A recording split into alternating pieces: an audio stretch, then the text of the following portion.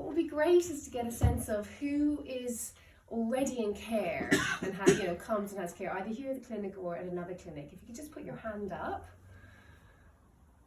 Okay, great.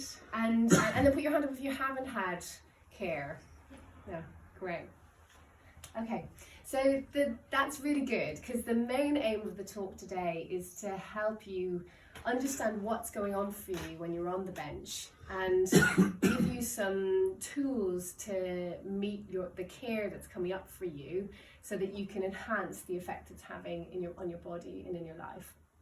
And so, especially with network chiropractic, so I'm going to be talking about network chiropractic as well as traditional chiropractic. So traditional chiropractic, my dad's a chiropractor, so I was used to having care as a chiropractor for my dad when I was a baby. And it was the manual adjustments that quite a few of you have on the spine to adjust the areas where there may be fixations and to help the nerve flow through the body. I discovered network chiropractic when I was at uni. My best friend Abby was studying network chiropractic, and I remember the experience of getting on the bench and not just being adjusted, but just very light contacts, and my body almost being invited to respond to the care. And it felt really different. And so from that sense of curiosity, I then went and studied network chiropractic and have kind of carried on my path of learning through that. So that was about 18 years ago I had my first, or maybe 19 years ago I had my first entrainment. And so entrainment is the term for when you're lying on the bench, especially in the group sessions, and having these contacts on your spine, and that invitation for your body to respond to the care and to integrate the contacts. So traditional chiropractic is all about the spine, the brain and the spinal cord, and freeing up fixations that happen from life stress, be that physical stress like the traumas that you may have been through. That could be car accidents, postural issues, could be knocks and falls, as well as emotional traumas that you may have been through, where your body anchors that tension into your neurophysiology, into your brain and your body, so that it can affect your decisions and your choices as what situations you put yourself into after that trauma.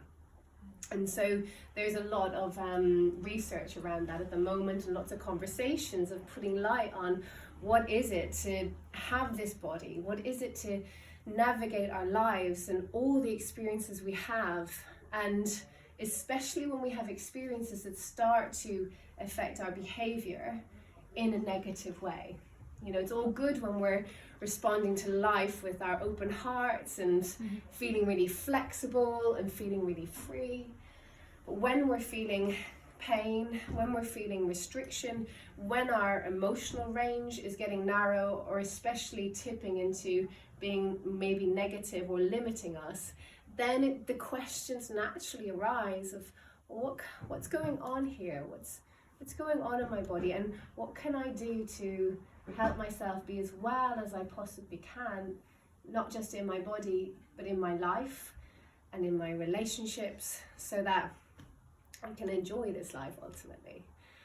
And so the spine, is this just incredible interface between your internal environment and your external environment. And there's an opportunity through the spine to allow the messages from your environment to directly help you respond in a way that's innately beneficial. But when you have areas of fixation, which often you might see it by somebody who may hold themselves, their chest may be held down, their head may be held down, the defense posturing. And put your hand up if you've heard the word defensive posture. It's a classic, rounding of the shoulders, head forward, tightening of the low back area, and kind of sagging down through the pelvic girdle. And it coincides with having been through a lot of stress in life. So, or being in postures that are really not ideal. So they say that sugar to the that sitting to the spine, mind your head. Thanks, Chris. They say that sitting to the spine is like sugar to the teeth. You know, so hours and hours of sitting just really don't do the spine much good at all, and especially if we're in one posture for, you know, a half hour more at a time. So that's something to take away, is just have a look at that in your life. Where are you spending lots of time sitting, and how can you increase the flexibility and the mobility? Because that defense posture, as well as it being sitting related, it's also stress related. So when we have stress in response to situations in our life, we tend to tighten our jaw, tighten our occiput, our traps, and go into either a freeze, so we're literally physically tightening up, and also, or if we're going into fight or flee, the blood's going into the muscles in the legs, into the shoulders, so we've literally got the fuel there to take the action that's needed. So that's why often when we're feeling nervous, as I am right now, talking to you guys, I can feel, you know, more energy in my hands and a bit more clamminess. The breathing can get a bit more shallow, the heart rate gets a bit faster, and also the glucose becomes available. So in terms of insulin resistance and pre-diabetes and all these factors, stress is a really key thing. And, you know, stress is really fine and really actually a kind of healthy response to challenging situations. And I think, you know, I see in our culture there's a real sort of down on stress attitude of like stress being bad, avoid situations that bring on stress or anxiety. And I don't think that's necessarily the best approach. You know, a lot of these the situations we put ourselves in that are challenging for us, they almost like tone up. They call us to, you know, use that energy, that visceral energy, to speak or act or direct ourselves to be engaged with our environment. So there's a real balance with how we're navigating our nervous system. And so on the bench, when you're having some care, it's like your environment, you're here for your body, and there is just this opportunity to start to notice how your energy is navigating through your spine, through your brain, how your body is responding with its breath, and also opening up strategies of sound, of movement, so that if you're in an environment where something, say, stressful is coming up, rather than defaulting into the brainstem reaction, which is our primitive brain. The brainstem is at the back of the brain here, and that's, you know, our reptilian brain. So it's the part of our brain that we've inherited from, you know, where we've evolved from. But we now have this great frontal cortex, which is what makes us human. And it's that part that has the capacity to see the bigger picture, to feel more connected, to feel innately safe, regardless of the circumstances that are arising. And when you're on the bench and you're breathing more deeply, there's the blood flow can go from being more focused around the brainstem to involving the front of the brain. And then you start to be able to access some of that bound tension that could have been laid down from a trauma perhaps you had when you were 2 years old, that you may not have had any conscious memory around, but your body is you've had your body since you were in utero. It's the same body, even though the cells are changing every year. The nervous system is the piece. It's like the architecture that ties it all together. And so, you know, you want to know that really intimately. You want to understand how do you breathe when you're really angry or wound up by something or someone. How are you doing that? How are you doing that in your body?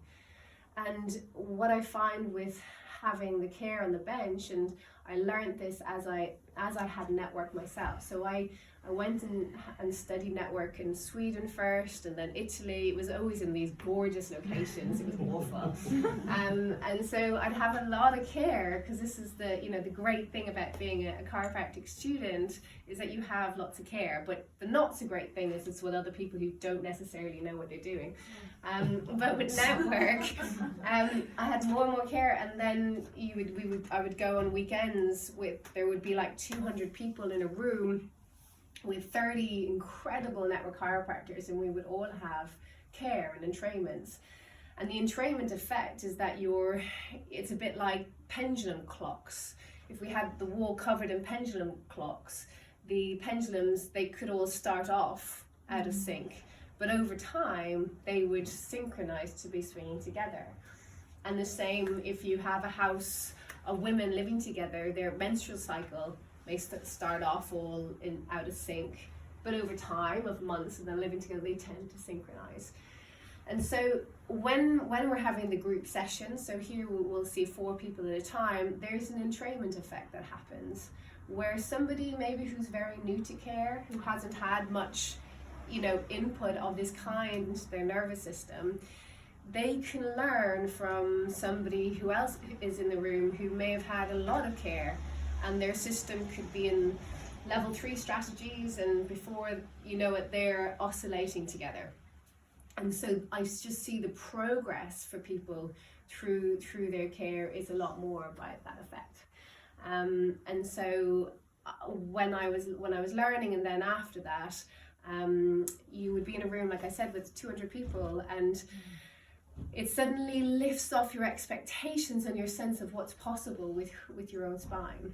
And so even though a contact could be very light and gentle just on one point called the gateway, and these gateways are points where the spinal cord attaches to the spinal column, so there are ligaments that hold the spinal cord in place. And through experiences we've been through in our life, it can affect the tone of the spinal cord. And so when we're checking heel tension, when you lie on the bench, we'll often push against your feet. We're checking for the spinal cord tension through the heel tension. So it can be a real clue if somebody's got a lot of resistance on the left heel. It can be a clue that there's left cord tension.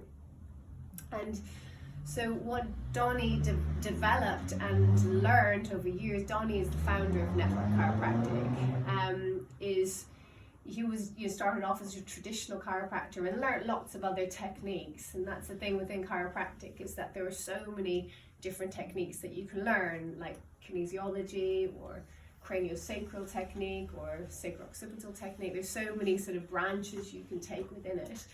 And he had studied a lot of them, and he had a patient on the bench, and he checked out what was going on, checked the leg length discrepancy, checked posture, checked for cervical syndrome, and then he could see, okay, this is the area that needs adjusting. So he was about to do a manual adjustment to move that vertebrae. And he got called out of the office, and he'd taken a contact, like touched the area, and then got called out, and then came back in and rechecked, and all the parameters had changed. So it got him thinking, less is more. If we if we can do as little as possible into the nervous system, and the nervous system can learn as much to respond, then that's better for this person's nervous system. They're walking away, not dependent on me and my ability to fix them or correct them or align them, but they are learning how, there's that point there that's needing some attention. What happens if I move? What happens if I breathe into it? And then when you do that, then it's like, oh wow, I need to cry, or I need to laugh. And creating a permission field on the bench, a safety, a place where you're like, okay, anything is allowed. That's all the nervous system needs. It just wants this invitation to feel safe.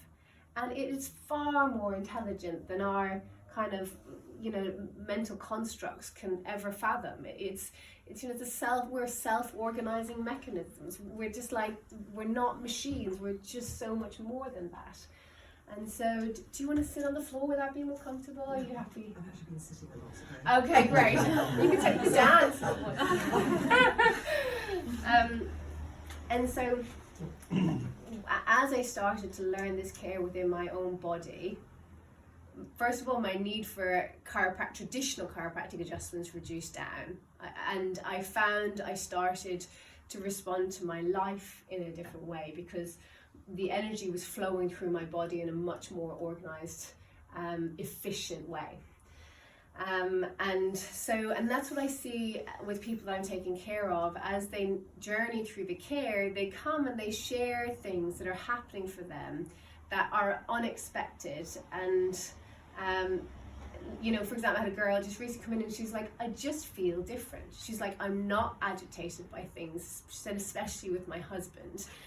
And she was also saying, and this feels so good, I'm really afraid, what if I can't keep this going, But the amazing thing, when you're on the bench and you're learning about how to breathe and move and respond to your own energy of your body, is that you're learning it. Just like you would learn to drive a car or ride a bike, these strategies are anchoring into your neurophysiology.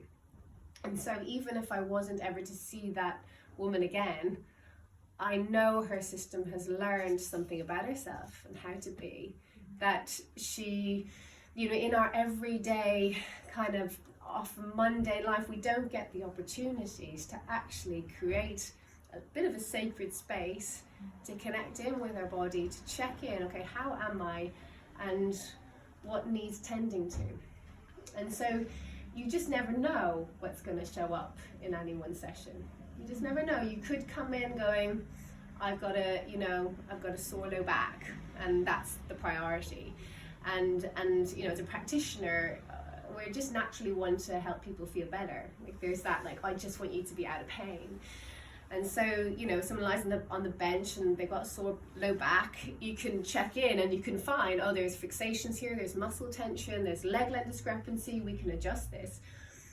But with the network strategies, if you take a contact that's very gentle on an area of ease and openness, then the nervous system may want to start to address that itself, than me coming and adjusting that away. And what I found is as people have care and learn through the care, is that I can't even put it into words to see what can happen. You can take a contact and then their whole system unravels, and they, it's really hard to put into words actually. I wonder if there's someone here actually who's had a bit of network care, can share. Could you share a little bit? I've had 3 treatments.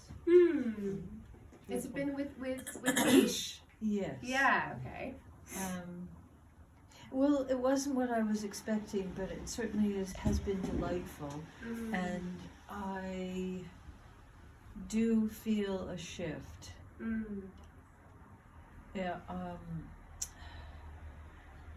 I don't hold the tension that I once held as much as long. I have found some kind of I suppose, I don't know what to say, inner strength, maybe say. But it's probably a compound of all the different maneuvers. But it feels like I'm approaching a better landing place.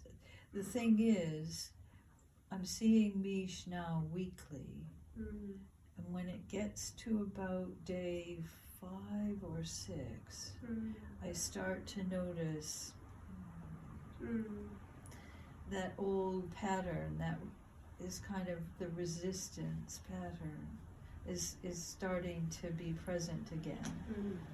And so then I know, okay, well, I'm going to see her in 2 more days. So that's been my delight. Thank you. Thanks for sharing. Sure.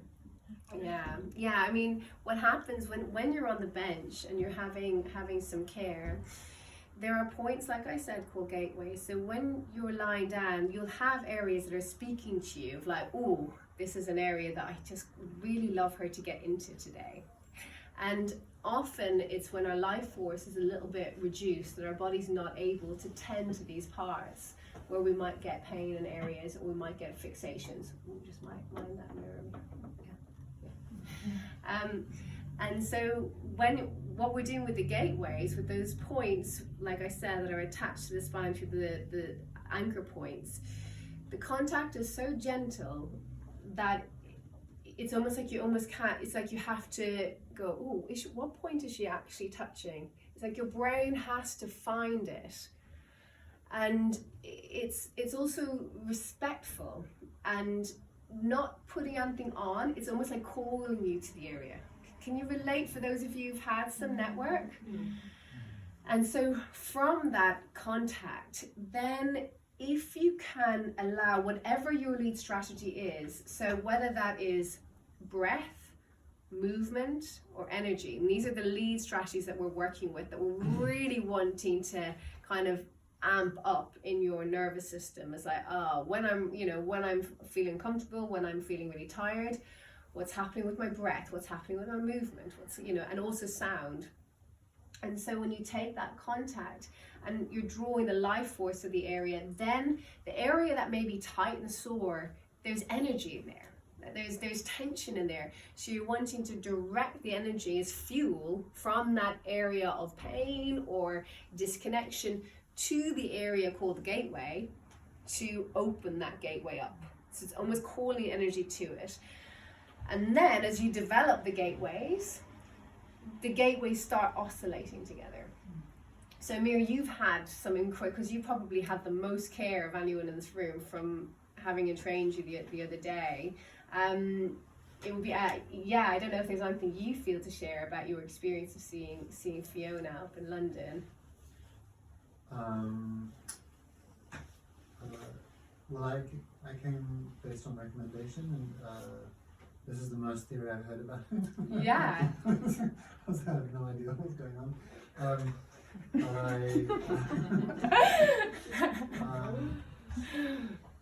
So it's been very interesting to hear you so far, because it felt more like magic, let's say, before. Like, it sounds like and my body seems to respond and adjust, and breath starts to open up, and different ideas seem to come forward, and I've noticed I might then respond in life in ways that seem better at some level. So some insights seem to come through in life, and then that would become increasingly intriguing, and I'd come back, and then my body would start to respond in different ways that continue to surprise me and kind of find fascinating. So yeah, in a way, I've initially maybe coming in to get something out of it, and now I kind of come. It's kind of an interesting thing in and of itself. I don't know if that makes sense. Yeah. Thank you, Amir. That's really well shared. You're gonna go. Oh, guys, thanks so much for coming. Are you going to acro yoga? Good, enjoy. Mind your head, Thomas. You go in there. Yeah, so the gateways, as they can access the fuel, and this is nice to kind of fill in the pieces, and there's something lovely about coming in, getting on the bench and having no idea what's happening and just being there, especially if your mental field is quite strong, especially if you really like to understand things and get into the detail. That can sometimes feel like it can get in the way a little bit. Or if you come in with lots of expectations, that can also be like, oh, what's my body wanting to do and what am I trying to make it do? But it's so nice if you come along, you're just like, okay, there's just some magic happening here, and then your body's just able to fly in the ways it does. And so, yeah, the gateways, they pick up the fuel, they draw the fuel into them, and the gateways start oscillating. So the first thing we see on the bench is a breath wave. This full breath wave through the length of the spine, right down to the coccyx, right up to the occiput. Then you know that there's enough safety in the nervous system that person is able to really be there, show up fully on the bench for themselves, if that makes sense. before the breath wave is established, there's often still a lot of defensive strategies in the body. There's still a lot of hardness and resistance and maybe fears from the past, fears about the future, that are kind of clouding the freedom of their energy in the body. So that breath wave brings safety. That's level 1. Once that's established, the gateways can start to oscillate and play together a little bit more. And so you'll find there's a bit more movement on the bench between 2 points. And the more the gateways can play and move, the more they can access that fuel, that energy that's otherwise bound into the tissues, keeping you in one position. So that energy, especially through the thoracic cage, starts to move. And the gateways are around the cervical spine, around the sacrum. And so then we move into transform energy. So this is level 2, and transform energy is quite exciting because you're like, wow, things are starting to happen. What do I want to do with my life? If I'm not doing that, what now can come in? And so that's the sort of in trains where I'll have someone come in and they say, I just went home and just cleared my whole closet out that's been doing my head in for years, and I just couldn't deal with it anymore. I just said, enough of that. I'm going to sort that out. So what goes alongside the network is the breathing exercises, the 12 stages of healing. So just put your hand up if you've heard me mention this. Okay, a few of you have, yeah. So the 12 stages of healing is a book written by Donny, and it's there's 12 breathing exercises that go alongside the care. And so often you'll find there might be one part of, level within the care that's just creating a bit of resistance that's difficult for you to move past. So then the breathing exercise can come in and can help shift that. So the breath work helps the perception, the ideas, the beliefs, the thoughts around things. The network helps the structure. So we're working through the structure, through the spine, and the breath work shifts the perception. When you address these 2 parts, then behavior changes. So as Amir said, then you start kind of navigating your life and you're like, oh, I'm just going to respond to that thing completely differently to how I normally would. And it's almost sort of surprises you. And you shared a lot of that for you, Jade. Of like, I'm not going to just go along with that thing. And it feels quite natural. It's because you can start to feel the feedback loops of when you're maybe saying yes because it's what you learned to do, whether you learn to be a pleaser or to be loved by saying yes or find connection, and you start to hear your own feedback loops of like, oh no, that's just a no, no. And it can have a ricochet through your life of like responding differently to how people expect you to be. But ultimately the energy is all flowing more. So the energy is flowing more. There's something you just can't question about it because it's like, oh, this person is more well. And when you're clear in yourself, it gives everyone else the opportunity to get clear in themselves. And it's a real kindness actually. And so that transform energy of level 2 on the bench, how that looks, there tends to be more movement. You'll be on your back a bit more. So we start off where you're on your tummy, and then sometimes I'll invite you onto your back, and sometimes with your head down the other end of the bench. And that's where we're really getting those oscillating gateways to start oscillating with the heart gateway. And so the fuel from the spine starts to want to extend forward into the heart gateway. And so they start being ruled by here rather than the cortex, which is, kind of almost from a limited perspective. And so then we move into level 3 of care, and that's where the expanded energy, the experience of it is more wordless and less kind of self-identified and much more expansive. And that's, when I've been on gates before and having a lot of care where you'll just be carried off the bench. But when you've had that experience, you shift from what your nervous system maybe had learned as its whole sort of framework. It opens the potential of that up, and it's using everything you've been through, all the experiences you've been through that are in your body to take you there. So the wisdom of them can come through the entrainment.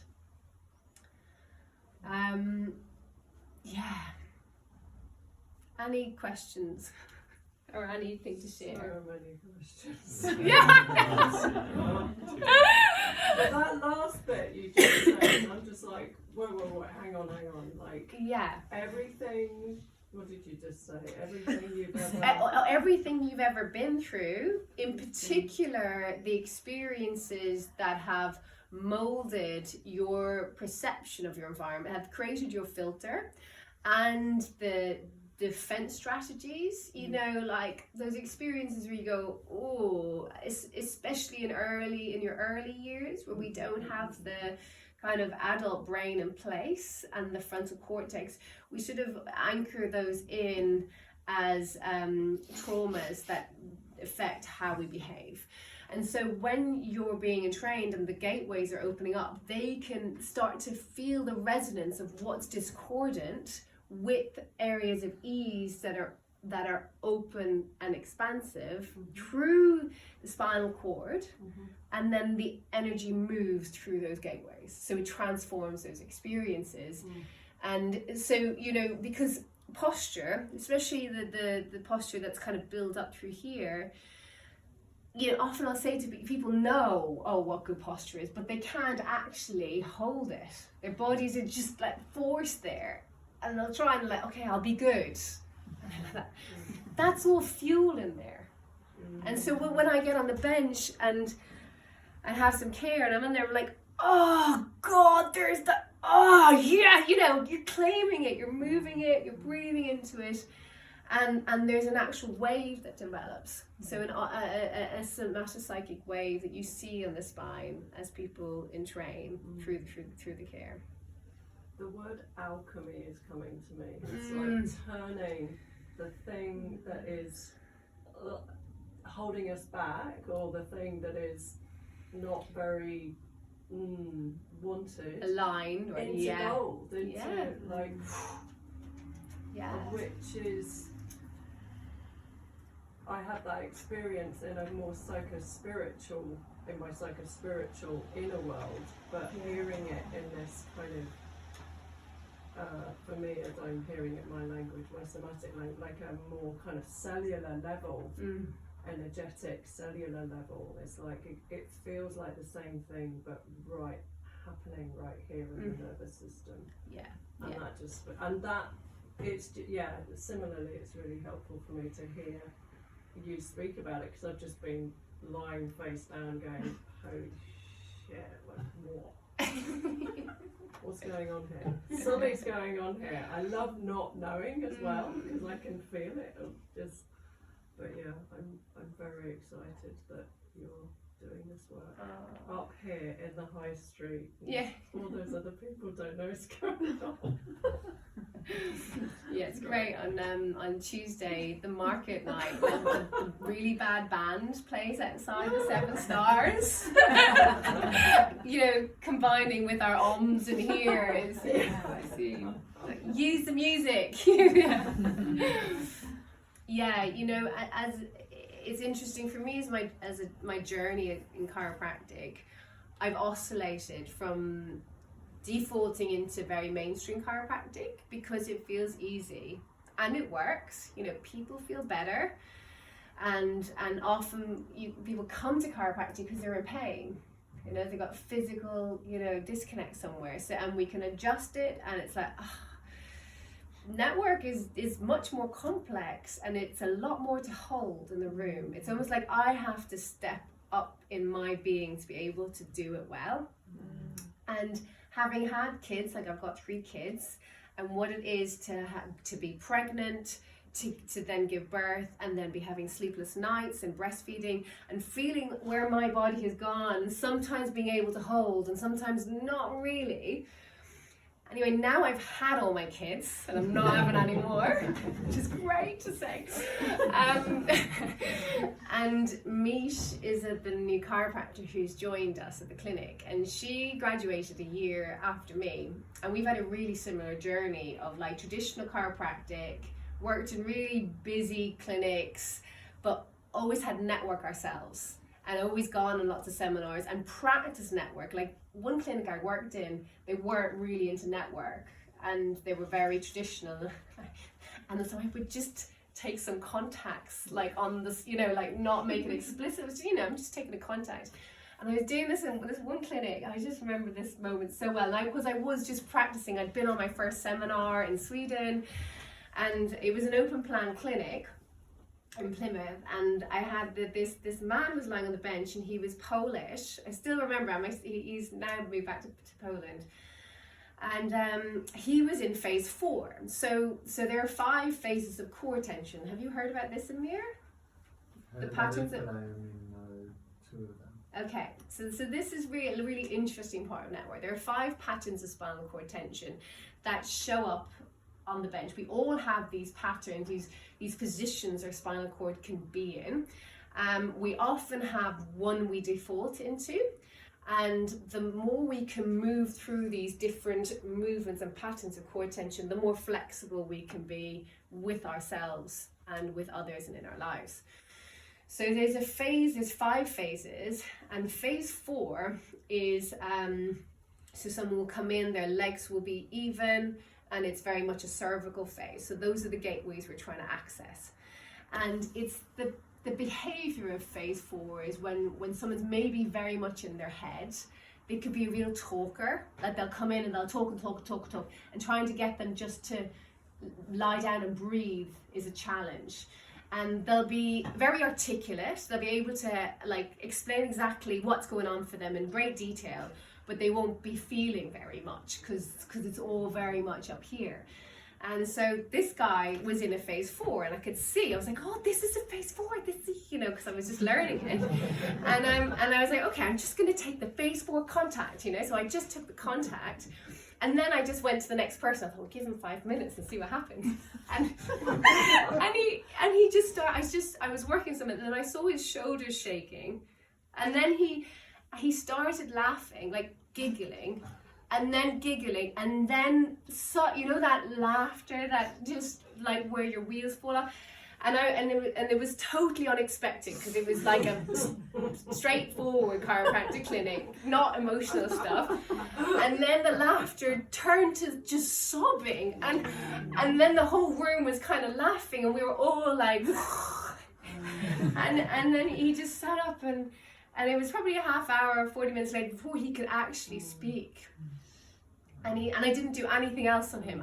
I just took this one contact. And it was so affirming for me, because there was a part of me that thought maybe this is all just a bit woo-woo. You know, my dad's a traditional chiropractor. He makes bones move. You know, you go home and it's like, you're done. You're like, oh, that's better, Dad. But here I am doing a contact. And that man was like, whatever you did, I want you to do that again. And then when I left that clinic, he saw out where I was, and he would come up to Totnes and have care here, and you know, and he was covered in tattoos, lifted loads of weights, was like kind of rah, but he'd get on the bench and just turn into a puppy. It was amazing.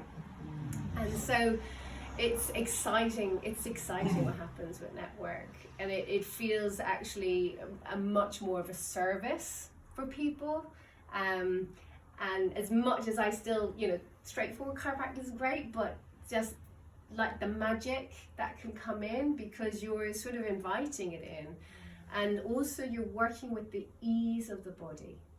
You know, the gateways, like I remember how it was first described to me by Donny Epsteins. It was an amazing network chiropractor, and he taught me my first seminar. And I think it was the skill of his teaching that really turned me to network, because he just taught it so well. And I remember what he said is like the gateway, he said, you know you're on a gateway because he said it will feel like it's almost like a kiss. It's like that sweet spot on the spine where you're just like melting into a point. That's what the gateways are, which is so different to finding fixations and trying to, you know, adjust them away. And so getting to know what those sweet spots are in your spine and working with the strategies you already had, like everyone who's here has got their own journey that they've had within their body, with their mind, that they can bring to the bench. You know, some really incredible skills that you have with your chi and how you move your body. But we can only work, we can enhance that. Yeah. So as when we're being taken care of, are you suggesting that we actively seek those gateways as you're working on it, that we like, and if so, how like what is it that we need to be looking for, and how do we work with it as you are doing what you're doing? Well, I would say just having questions like that is all it takes. You come to the bench with your curiosity and your desire to know yourself more intimately. If you have that, taking a contact in the gateway, it will all come, and it won't be contrived, it won't feel forced. As we do more network, so Mish, as I said, has joined, and we're about to go deep with our network training. So we're all going off to do lots more seminars, myself and Mish, for the next 2 years. We've just both decided, actually, this is how we want to work. And so it's a sort of our commitment to ourselves and to you guys of like, actually, we're going to really be kind of turning the volume up in our network standard. So what you'll find, Miguel, is that more people in the room will be bringing the energy in that will make you really obvious to you, this is what my body wants to do. Clear days, so we do clear days maybe every 6 months, and that's where 12 to 16 people will come on a day and have back-to-back entrainments and SRI like breath work, and on those days it's a day of silence, but you get to see other people being entrained. You have you do all the 12 stages of breathing as well. It's a day where I really find people work their strategies out, because you're not kind of going from having half hour on the bench back to your life, which can be a lot to integrate and to kind of dive as deep as maybe you're ready to go. And so these are little things and ways that we'll be kind of putting it out there to support you to just get as much out of it as you can. But I think also as a practitioner, I can call you out. I can be like, okay, stretch here,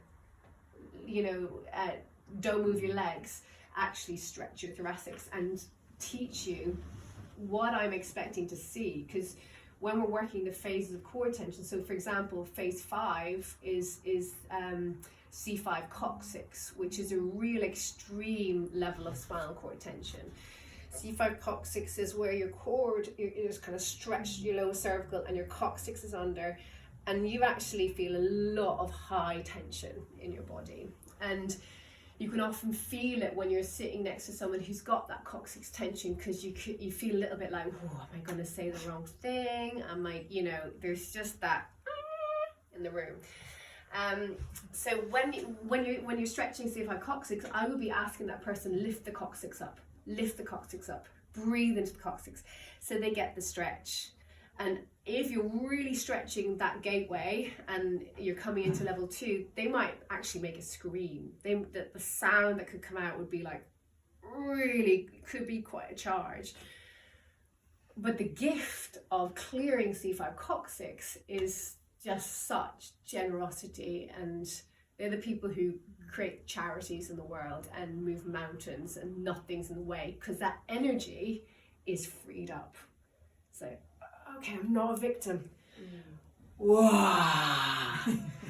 And so it's partly depending on what phase you're in, determines how active you may be on the bench, and also what your strategies are, because the energy may be your lead strategy, and that may mean that you are really quite still on the bench and you don't move a lot, and it's not very obvious on the outside. For others, movement might be their strategy. Movement is mine. I move a lot on the bench. Sound. Yeah. I guess I was asking because when you speak about gateways, it's what I hear is that there are actual, like, as in, Chinese medicine, that there are actual meridian points. I hear with gateways that there are actual points in your body that are gateways. Yeah, you're right. And so my question was related to that. As I'm on the bench, is there like particular places along the spine that I should be focusing on, or is it what I hear in your answer is that not really or not necessarily to just like relax and go with the experience? I would say somewhere in between the two. You know, especially when there are points that I'll be taking that I will be contacting the gateway, and I will be wanting your attention to go to those points as the primary areas we're working in that session. And so it's hard to explain because it's so experiential, because you don't also want to be limited, like I'm just going to focus on this point, when, you know, because you're harnessing the energy of the body, and so you want that part of the brain to not be there, and at the same time kind of working those gateways, but it should become more obvious as those gateways develop. Yeah, so those gateways will actually be talking to you as well. Yeah, so it's somewhere between the two. Yeah. So you're saying taking a point, taking a contact, Taking which a contact. yeah. and could you explain that a little bit? I don't think I quite understand the taking bit. Oh yeah, I mean the language might not be completely accurate, but what it is, when you're on the bench and we check what the position of your legs, look at your posture, look at your breathing, looking at the position of your neck, we can work out from that what phase of spinal cord tension you're in on that day. Okay, from that we determine, okay, these are the gateways, and there's, you know, on average about 4 gateways per phase.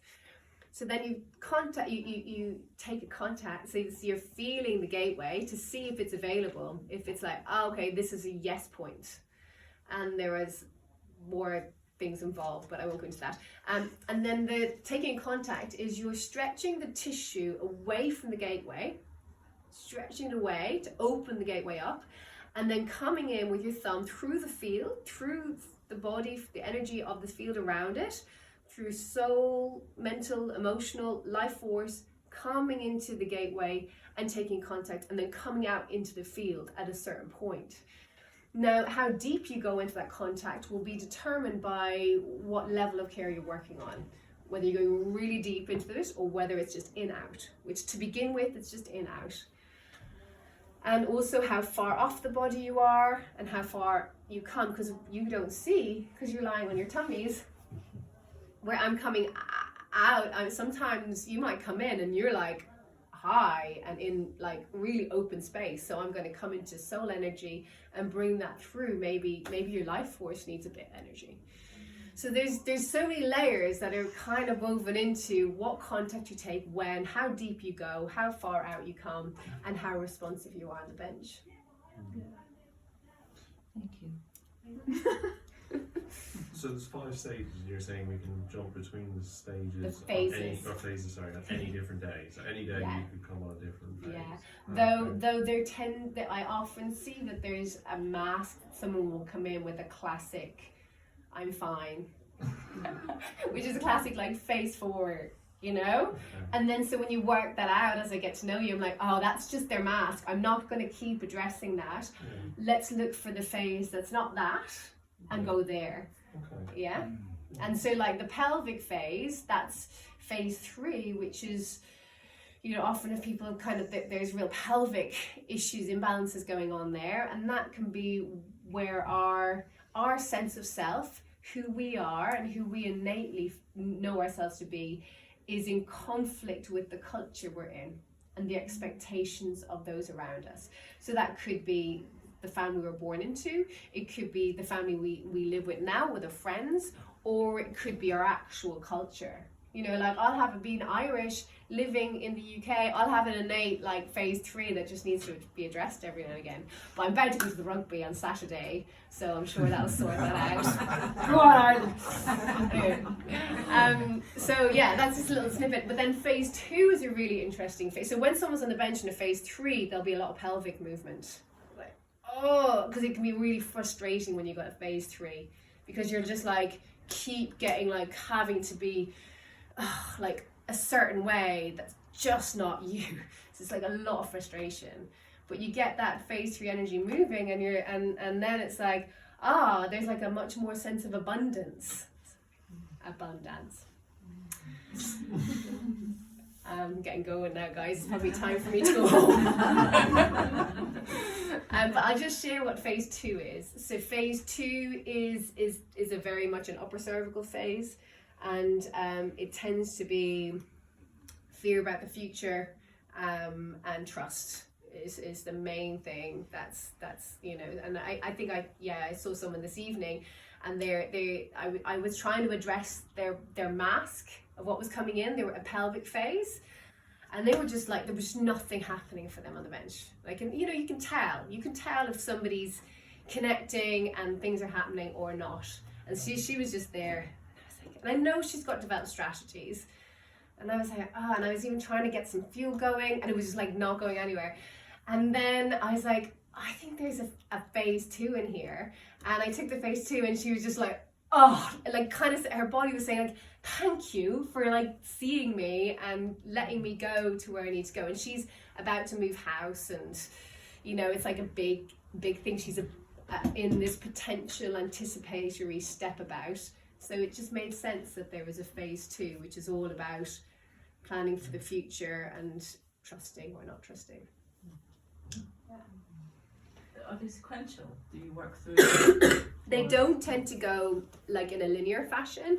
They can kind of jump around, but it is good when someone's working through the first level of care, like in your initial intensive. I try and look for each of the different phases, so I'm working through them all and not just doing 1 or 2, which can sometimes be how the body resents. And so you have to sort of really look out for there's a phase 5 here. Let's just go to that C5 coccyx, because it doesn't show up that often. Yeah. So I think the take homes from this evening is that, like, really play out when you're on the bench.